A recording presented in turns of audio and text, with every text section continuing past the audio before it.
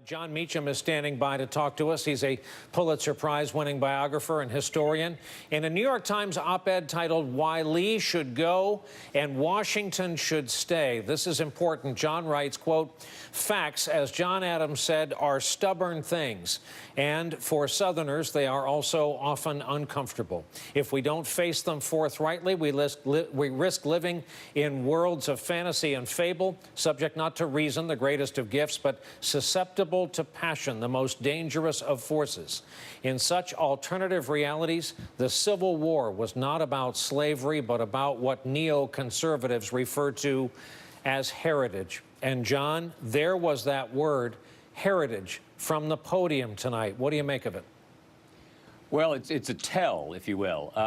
History, President Trump said tonight they're not going to take away our history and our heritage, and we'll talk about what he meant by they in a second.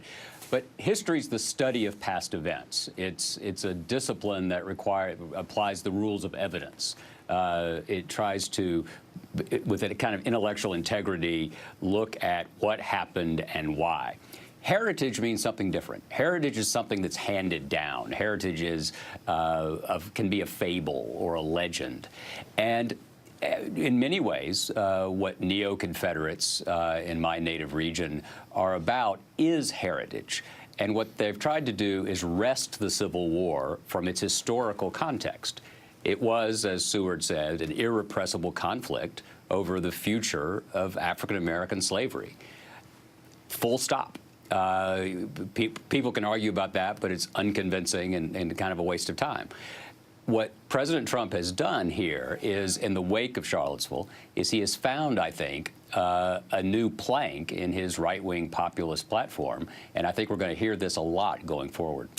This is something we're used to hearing from politicians of another age, when you and I were younger men, and we know their names. This has also forced a kind of motivated inventory of all the statues in the country, certainly all the statues in the South. So, Jon, how to know when enough of them have been moved, covered up, taken down? How to know when we're covering up too much?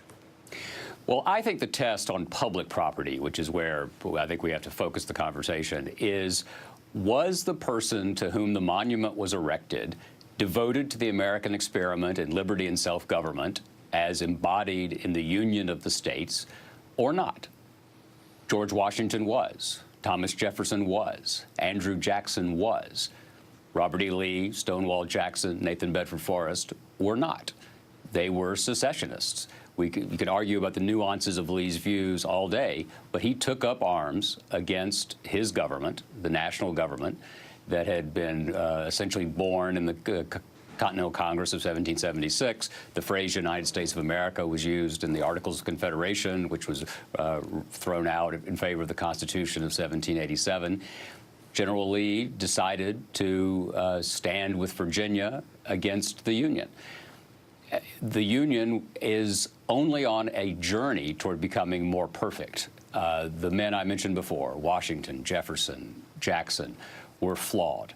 They were slave owners. They were creatures of their time and place on matters of race in ways that makes us deeply, deeply uncomfortable and rightly outraged. But they were devoted ultimately to the preservation of a union that would get us way too late and after too much tragedy and bloodshed, but got us the Civil Rights Act of 1964. It got us the Voting Rights Act of 1965. It's gotten us to be this diverse and vibrant country that President Trump can talk all he wants about building walls, but we've always become stronger the wider we've opened our arms, and the Union was the means for that. And now fast forward to 2017, Phoenix, Arizona. What did you make of the president's tone, tenor, content of his remarks tonight? I was really disturbed by one thing in particular, which was the headlong attack on the media's role in American life. It was almost as though he were speaking, he was endorsing a couple of outlets almost as though they were state-run somehow. They were approved outlets. Everybody else was not. He said something particularly disturbing. I don't think they love our country. Yep. That's pernicious stuff. That's, you know, you can disagree, again, all day long. And Lord knows, you and I've talked for 1,000 years now or longer about presidents who've been outraged and furious about the press. John Kennedy canceled subscription, I think, to the Herald Tribune. Richard Nixon wanted to do all sorts of things. Everyone, and even the ones who pretend they don't read it, do. That's the dirty little secret of the White House.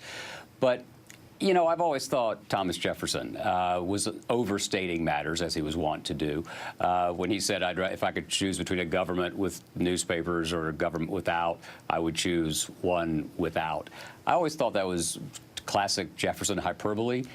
I think that's kind of where we are. President Trump is building this toward this tribal struggle.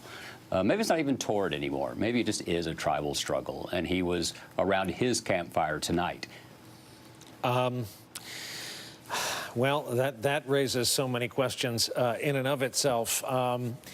It is tough to hear a takedown of a media that, when things get serious, you suddenly depend on the national media if we go into, God forbid, any kind of national moment or crisis. Well, it's a catacomb strategy he's doing. You've put your finger on the governance question, where he does have to have credibility when he tells North Korea what to do or not to do, when he talks about Pakistan, when he talks about Afghanistan.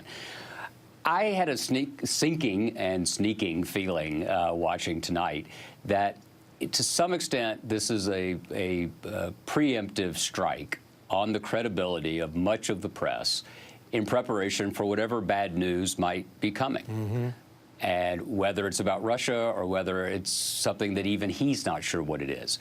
But if you wound the messenger, if you discredit the messenger to whom the vast majority of the country turns, then you raise skepticism, you raise doubt about whatever is reported. You make the point that that could harm him as he attempts to fulfill his constitutional oath. I'm being a little more cynical at this hour, which is, I think that might be part of the plan. Jon Meacham, thank you, as always, so very much for loaning your voice to our broadcast. We certainly appreciate it. Thanks, Brian. We are told tonight is...